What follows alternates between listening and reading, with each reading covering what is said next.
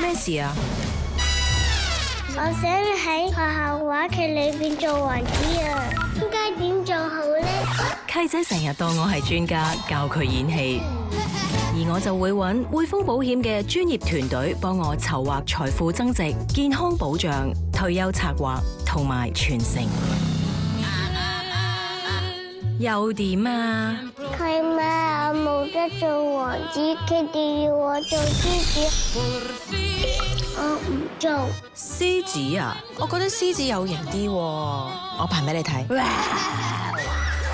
好多人都想將自己嘅成果傳俾下一代，咁就要早啲計劃啦。